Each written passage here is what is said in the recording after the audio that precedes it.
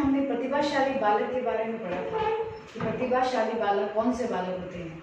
तो देखिए, जो बालक सामान्य बालकों से बातों में, विचारों में, बुद्धि में, इन सभी में जो सामान्य स्तर से ऊपर होते हैं, वो कौन से बालक होते हैं? प्रतिभाशाली बालक होते हैं। हैविंग हर्स्ट की एक पुस्तक है a survey of the education of gifted child. इस किताब के अंदर उन्होंने प्रतिभाशाली बालकों के बारे में वर्णन किया है। इसके अलावा हमने इनकी कुछ परिभाषाएं पढ़ी थी, जैसे स्किनर की और हैरीमैन की परिभाषा थी कि प्रतिभाशाली जो शब्द है वो उन प्रतिशत बालकों के लिए प्रयोग किया जाता है जो बहुत अधिक बुद्धिमान होते हैं। और जैसे टर्नमन और मेरिल के अनुसार थी कि प्रतिभाशाली बालक वे बालक होते हैं जिनकी बुद्धि लब्धि 140 से अधिक होती है। इस प्रकार की कुछ परिभाषाएं पढ़ी थी हमने और प्रतिभाशाली बालकों के प्रकार पढ़े थे। 3 प्रकार बताए थे कि पहला प्रकार उच्च बुद्धि लब्धि वाले प्रतिभाशाली बालक, दूसरा एक विषय योग्यता और तीसरी बहुविषय योग्यता वाले प्रतिभाशाली बालक। तो आइए आज हम आगे बढ़ते हैं प्रतिभाशाली बालकों के बारे में। तो बात करते हैं प्रतिभाशाली बालकों की विशेषताओं के बारे में। कैसे बालक होते हैं ये, इन बालकों में क्या विशेषताएं पाई जाती है जो कि प्रतिभाशाली बालक होते हैं। आइए पहली बात करते हैं कि प्रतिभाशाली बालकों की हम 2 प्रकार की हम विशेषताएं पढ़ेंगे, सकारात्मक विशेषताएं और नकारात्मक विशेषताएं। तो पहले बात करते हैं सकारात्मक विशेषताओं के बारे में। विशाल शब्दकोश।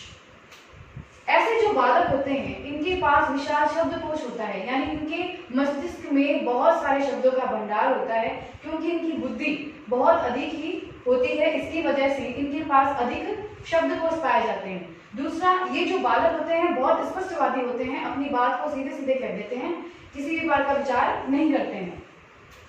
दूसरा देखो, बुद्धि लब्धि इनकी जो होती है वो 130 से अधिक से लेकर 170 से अधिक तक होती है, यानी इनके बीच में कितनी भी बुद्धि लब्धि हो सकती है।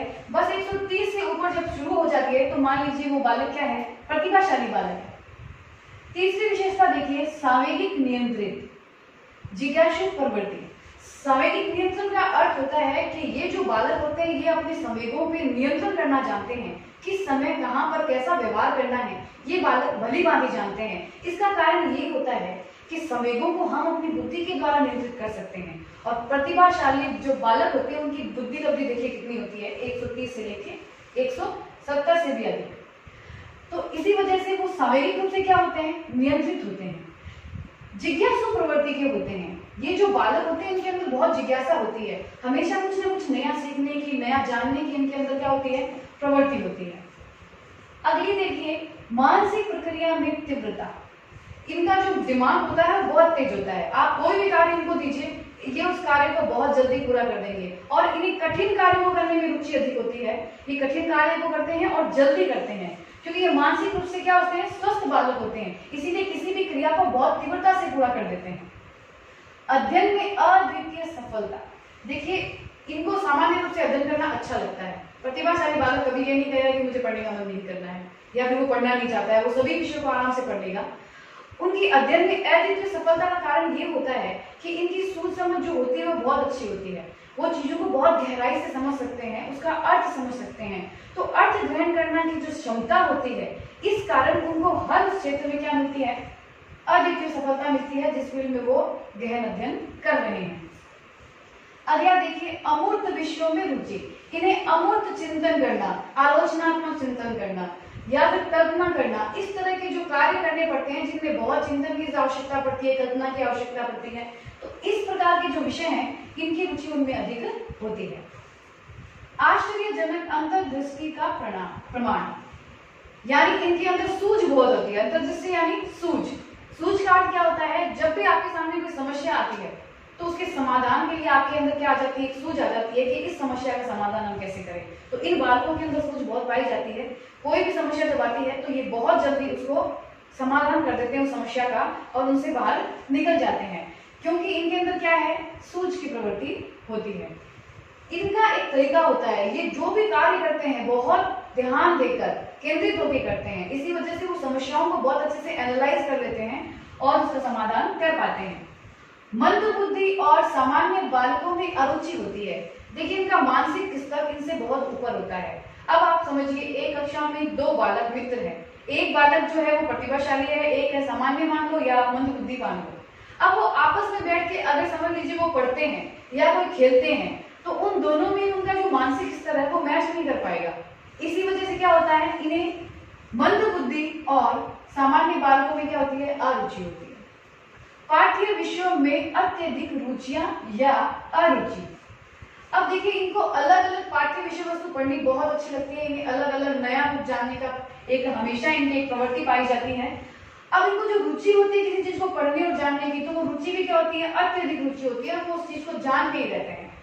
और अगर समझ लीजिए वो चीज उन्हें पसंद नहीं है, तो अगर किसी विषय के प्रति अगर अरुचि है तो वो भी बहुत अधिक होगी, वो बिल्कुल भी उस रुचि को नहीं देखेंगे, कि मतलब उस विषय को नहीं देखेंगे, क्योंकि उसको उसमें अरुचि हो गई है। जैसे अगर पसंद है तो वो उसे बहुत पढ़ेगा और नहीं पसंद है तो वो उसे नहीं पढ़ेगा। विद्यालय के कार्यों के प्रति उदासीनता। विद्यालय से जो भी कार्य मिलते हैं, जैसे गृह कार्य दिया जाता है, प्रोजेक्ट दिए जाते हैं, ऐसे बालकों को ये सब काम करना बिल्कुल भी पसंद नहीं होता है। उद्देश्य केंद्रित व्यवहार, दैनिक कार्यों में विभिन्नता।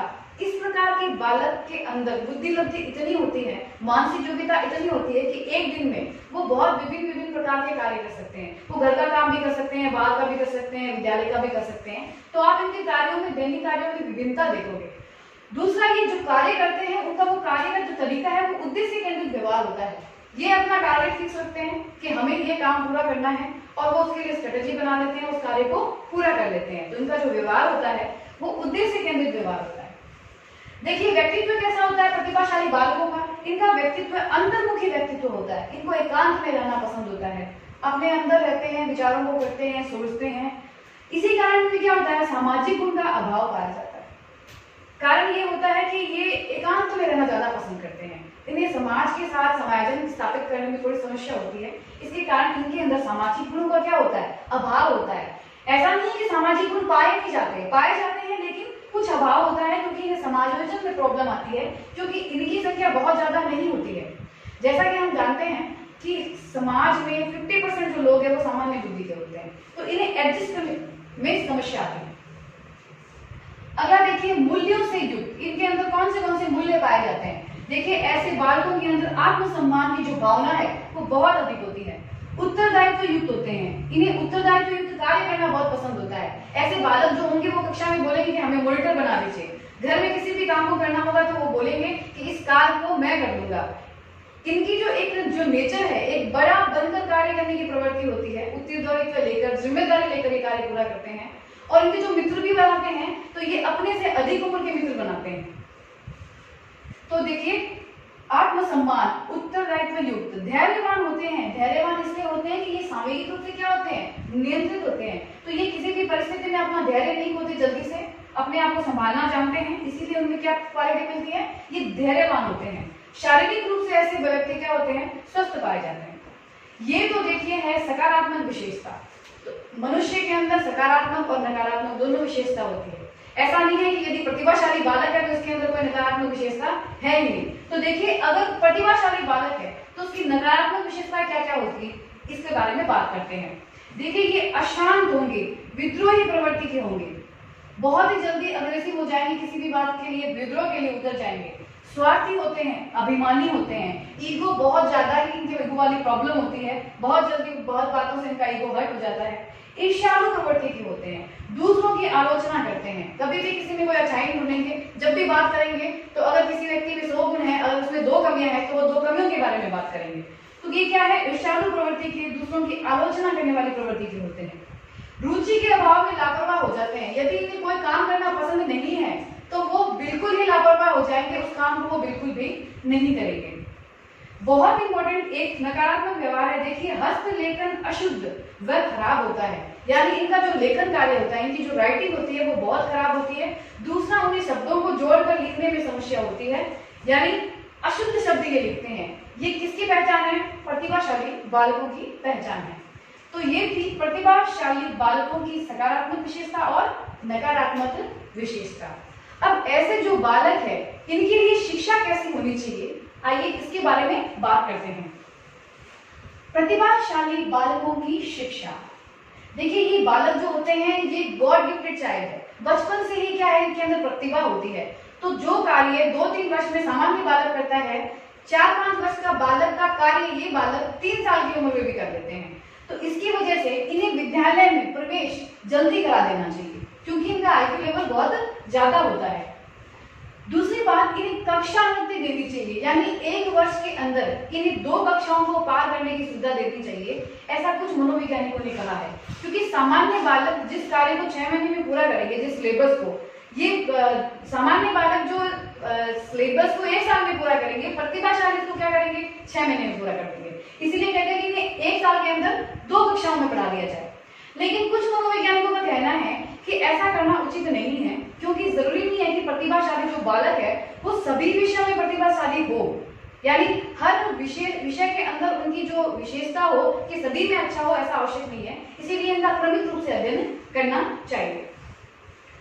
आगे देखिए, संवर्धन कार्यक्रम का आयोजन करना चाहिए ऐसे बालकों के लिए, जैसे वाद विवाद प्रतियोगिता या फिर कोई गोष्ठी या फिर जैसे कोई पर्यटन संबंधी, इस प्रकार के जो कार्यक्रम है संवर्धन के, वो कार्यक्रम प्रतिभाशाली बालकों के लिए आयोजित किए जाने चाहिए। विशेष पाठ्यक्रम, इनके लिए पाठ्यक्रम जो होना चाहिए वो विशेष होना चाहिए, यानी कठिन होना चाहिए और विस्तृत होना चाहिए, बड़ा होना चाहिए, क्योंकि इनकी बहुत मानसिक क्षमता होती है कार्यों को पूरा करने की। तो इसीलिए इनका जो पाठ्यक्रम बनाया जाए वो इन्हीं के स्तर का बनाया जाए, थोड़ा कठिन हो और थोड़ा विस्तृत हो। इनके लिए विशेष कक्षा की और विशेष विद्यालय बनाए जाने चाहिए, क्योंकि ये सामान्य बालकों से भिन्न होते हैं। जब ये सामान्य बालकों के साथ पढ़ते हैं तो ये क्लास में बोर हो जाते हैं, क्योंकि सामान्य बालक जिस गति से सीखता है ये तो बहुत जल्दी सीख जाते हैं, तो उन्हें उस कक्षाओं में क्या हो जाती है, ऊब आ जाती है। इस वजह से इनके लिए विशेष कक्षा और विद्यालय की व्यवस्था की जानी चाहिए। आगे बात करते हैं, शिक्षक का व्यक्तिगत ध्यान होना चाहिए ऐसे बालकों पर। शिक्षक के लिए आसान नहीं है प्रतिभाशाली बालकों का ध्यान रखना, उन्हें अच्छी तरीके से शिक्षित करना, ये बहुत आसान काम नहीं है शिक्षकों के लिए। अब देखिए, एक शिक्षक के अंदर कौन से ऐसे गुण होने चाहिए जो कि एक प्रतिभाशाली बालक को पढ़ाने के लिए उपयोगी है।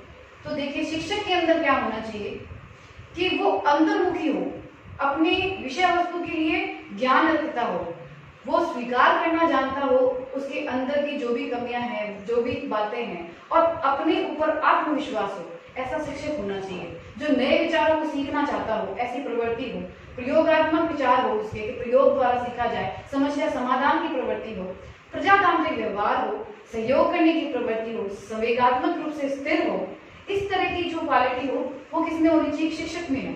और शिक्षक में सबसे इम्पोर्टेंट बात है वो उत्साही होना चाहिए, उपलब्धियों को प्राप्त करने के लिए, उत्कृष्टता को प्राप्त करने के लिए।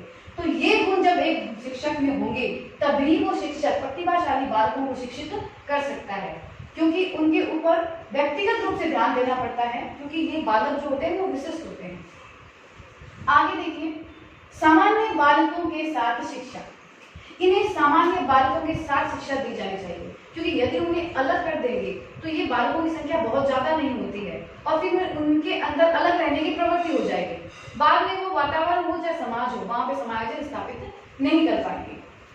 आगे देखिए, संस्कृति की शिक्षा, ऐसे बालकों को संस्कृति की शिक्षा देनी चाहिए, समाज की वैल्यू बतानी चाहिए, जिससे कि वो समाज में अपना स्थान ग्रहण कर सके, किसी गलत कार्यों में या फिर समाज विरोधी कार्यों में लिप्त न हो जाए। इसीलिए उन्हें संस्कृति की क्या देनी चाहिए, शिक्षा देनी चाहिए। विशेष अध्ययन की सुविधाएं, ऐसे बालक जो होते हैं वो जिज्ञासु प्रवृत्ति के होते हैं और इन्हें अधिक ज्ञान अर्जन की प्रवृत्ति होती है। इसीलिए विद्यालय के अंदर इनके लिए एक बहुत अच्छा पुस्तकालय की व्यवस्था होनी चाहिए, इन्हें तकनीकी शिक्षण प्रदान करना चाहिए, क्योंकि इनके मन में क्या होता है कि बहुत से बहुत अधिक ज्ञान को प्राप्त करना चाहते हैं। तो विशेष अध्ययन की सुविधाएं दी जानी चाहिए। अगले देखिए, इनके लिए पाठ्यक्रम सहगामी क्रियाओं का आयोजन करना चाहिए, सामाजिक अनुभवों के अवसर देने चाहिए, सामाजिक कार्यों में इन बालकों को ले जाना चाहिए। कारण यह है कि देखिए, जीवन भर व्यक्ति समाज के अंदर ही रहता है। अब ये जो बालक है वो विशिष्ट है, इन्हें समाज के साथ अनुकूलन स्थापित करना आना चाहिए, क्योंकि इन्हें जीवन भर कहाँ रहना है, किसी समाज के अंदर रहना है। इसीलिए सामाजिक अनुभव होने बहुत जरूरी है। नेतृत्व का प्रशिक्षण, देखिए प्रतिभाशाली बालक के अंदर नेतृत्व का गुण होता है, इसीलिए इसे प्रशिक्षण देके इसकी इस क्षमता का क्या करना चाहिए, विकास करना चाहिए। व्यक्तित्व का पूर्ण विकास, देखिए, शिक्षा का ही जो मुख्य उद्देश्य है वो होता है व्यक्ति की सर्वांगीण जो विकास होता है व्यक्ति का, वो होना चाहिए। तो व्यक्तित्व का पूर्ण विकास करना ही क्या है, शिक्षा का या प्रतिभाशाली बालकों की शिक्षा का मुख्य उद्देश्य होता है। और एक शिक्षक को इस प्रकार से उस बालक को शिक्षा देनी चाहिए कि किशोर अवस्था तक एक व्यक्ति यानी जो प्रतिभाशाली बालक है उसका व्यक्तित्व का संपूर्ण विकास हो जाए, इस प्रकार की शिक्षा व्यवस्था होनी चाहिए। तो देखिए, ये थी प्रतिभाशाली बालकों की शिक्षा। अब देखिए, इसके लिए कुछ सुझाव दिए हैं शिक्षा के लिए कोठारी आयोग ने और वेस एवं गलोखेयर आयोग ने। कोठारी आयोग जो है उन्होंने कहा है कि ऐसे बालकों के लिए छात्रवृत्ति की व्यवस्था होनी चाहिए जिससे उन्हें प्रोत्साहन मिले, डे सेंटर की व्यवस्था होनी चाहिए, नवोदय विद्यालय की स्थापना की जानी चाहिए। तो ये जो सुझाव है वो किसके हैं, कोठारी आयोग के हैं। वेस एवं गलाघेर जो है उनके अनुसार जो उन्होंने सुझाव दिए हैं प्रतिभाशाली बालकों के लिए वो है कि उनके लिए संवर्धन कार्यक्रम होने चाहिए, विशेष कक्षा होनी चाहिए, विशेष विद्यालय होनी चाहिए, परामर्श के जो कार्यक्रम होते हैं उनका आयोजन विद्यालय के अंदर किया जाना चाहिए। तो ये इस प्रकार के सुझाव इन दो आयोगों ने किसके लिए दिए हैं, प्रतिभाशाली बालकों के लिए। अब देखिए, विटी एक मनोवैज्ञानिक है, उन्होंने एक बहुत अच्छा स्टेटमेंट दिया है प्रतिभाशाली बालकों के लिए कि प्रतिभाशाली बालक खेल पसंद करता है, 50% मित्र बनाने की इच्छा रखते हैं, 80% धैर्यवान होते हैं, दूसरों का सम्मान करते हैं और 96% अनुशासन प्रिय होते हैं। ये किसके अनुसार है स्टेटमेंट, विटी के अनुसार। तो लीजिए, आप इसका स्क्रीनशॉट ले लीजिए, इसके बाद हम आगे के टॉपिक के बारे में बात करते हैं।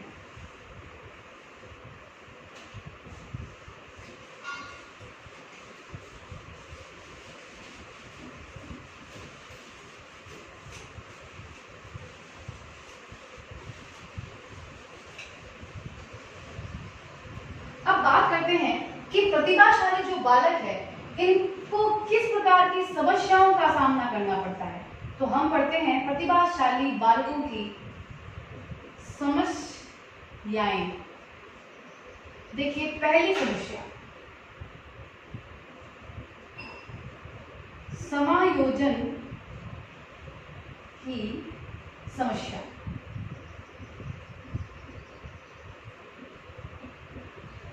दूसरी है मनोवैज्ञानिक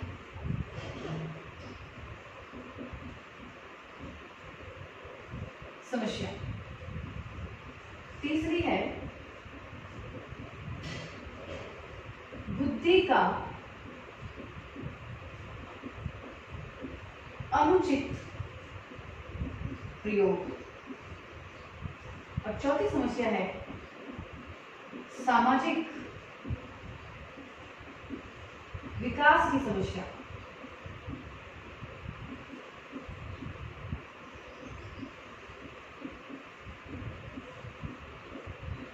देखिए, ये 4 प्रकार की समस्याएं हैं जो एक प्रतिभाशाली बालकों के सामने आती है। तो पहले के लिए बात करते हैं समायोजन की समस्या। देखिए, ये बालक जो होते हैं वो विशिष्ट होते हैं, इसी की वजह से कक्षा हो चाहे परिवार हो या समाज हो, ऐसे बालकों को के साथ जो व्यवहार होता है वो सामान्य बालकों से क्या होता है, अलग होता है। अब बार बार इनके साथ जो अलग व्यवहार होता है इसकी वजह से ये बालक अपने आप को क्या समझने लगते हैं, अलग समझने लगते हैं और बाद में इनका समायोजन जो स्थापित करने की योग्यता होती है वो कम हो जाती है, वो जल्दी से एडजस्ट नहीं कर पाते हैं वातावरण में। तो ये समस्या होती है समायोजन की समस्या प्रतिभाशाली बालकों को। दूसरी देखिए मनोवैज्ञानिक समस्या क्या होती है कि ये बालक जो होते हैं वो बहुत जल्दी परिपक्व हो जाते हैं। अब बाद में देखो माता पिता हो या शिक्षक हो या कोई और हो, वो उन्हें एक बालकों की तरह ही ट्रीट करते हैं, लेकिन वो परिपक्व पहले ही हो जाते हैं मानसिक रूप से। तो इस वजह से क्या होता है, उन व्यवहार का एडजस्टमेंट नहीं हो पाता है और बालकों का क्या हो जाता है, ऐसे बालकों का ईगो हर्ट हो जाता है और आत्महीनता की भावना ये अपने मन में लेके आ जाते हैं। तो इस प्रकार से मनोवैज्ञानिक समस्याओं का सामना करना पड़ता है प्रतिभाशाली बालकों को। बुद्धि का अनुचित प्रयोग, देखिए इनके अंदर बुद्धि लब्धि तो बहुत ज्यादा होती ही है। अगर उचित निर्देशन ना मिले और गलत कार्य में ये पड़ जाए तो ऐसे बालक अपनी बुद्धि का बहुत अनुचित उपयोग करते हैं। एक आर्टिकल में मैंने पढ़ा था कि ओसामा बिन जो लादेन है उनकी बुद्धि लब्धि जो थी वो 165 के आसपास थी। तो देखिए आप बहुत सारे देखते हो टेररिस्ट होते हैं, वो बहुत सारे इस प्रकार के काम करते हैं जो सामान्य बुद्धि के बालक तो कर ही नहीं सकते हैं। तो प्रतिभाशाली बालक अगर गलत रास्ते में चले जाए तो वो अपनी बुद्धि का क्या करते हैं, अनुचित प्रयोग करते हैं। सामाजिक विकास की समस्या। अब ये बालक सामान्य बालकों से भिन्न है, उन्हीं की संख्या ज्यादा है, ज्यादातर लोग ऐसे हैं इनकी संख्या भी कम है। तो ये जहां भी जाते हैं समाज में, जिस जगह पर भी जाते हैं, उनके साथ उनका समायोजन नहीं होता है।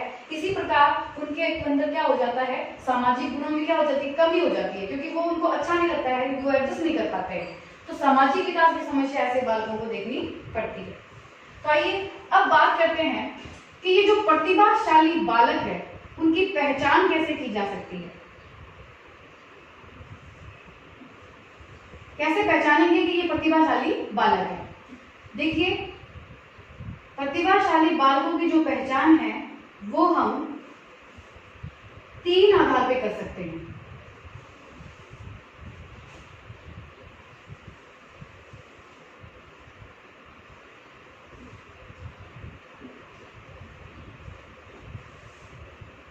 पहला है परीक्षण के आधार पे, दूसरा है निरीक्षण के आधार पे, और तीसरा है अभिलेखों के आधार पर। तो पहले बात करते हैं कि परीक्षण के द्वारा कैसे हम प्रतिभाशाली बालकों को पहचान सकते हैं। तो देखिए कैसे कैसे परीक्षण के द्वारा या कौन से परीक्षण के द्वारा हम प्रतिभाशाली बालकों को जान सकते हैं। तो पहले जैसे हम बुद्धि परीक्षण के द्वारा जान सकते हैं।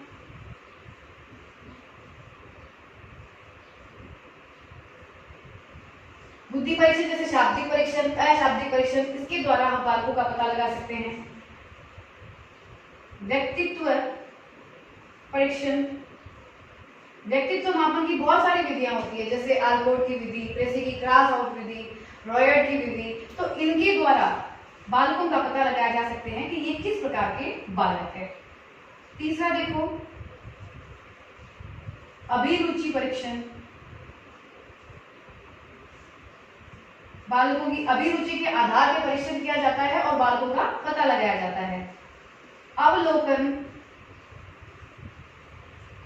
परीक्षण, बालकों का अवलोकन करके उनका पता लगाया जाता है कि वो किस प्रकार के बालक है। निष्पत्ति परीक्षण, बालक को कुछ कार्य दिए जाते हैं विद्यालय के अंदर, वो उन कार्य को किस प्रकार पूरा करता है उनको देखकर इस प्रकार के परीक्षण को किया जाता है और बालकों की प्रतिभाशाली बुद्धि का पता लगाया जाता है। परियोजना परीक्षण या विधि,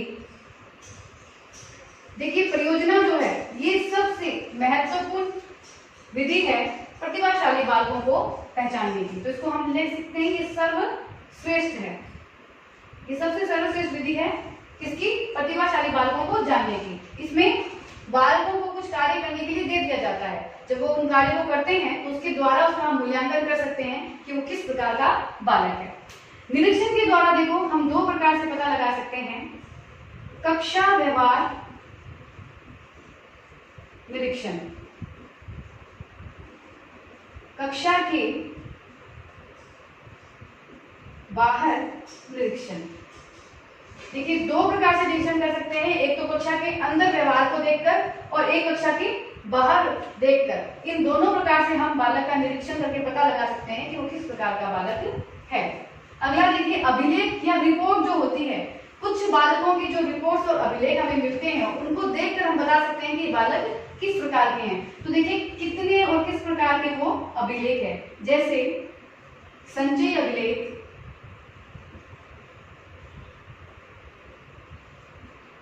स्थानांतरण प्रमाण पत्र,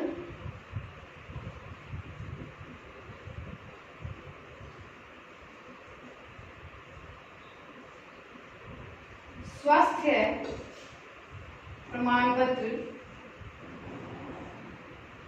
मासिक प्रगति प्रमाण पत्र, माता पिता रिपोर्ट, आदि अभिलेखों के द्वारा भी पता लगाया जा सकता है कि प्रतिभाशाली बालक कौन से बालक होते हैं। तो देखिए, आप इसका स्क्रीनशॉट ले लीजिए। ये है प्रतिभाशाली बालकों की समस्याएं और ये है प्रतिभाशाली बालकों की हम किस विधियों के द्वारा पहचान कर सकते हैं।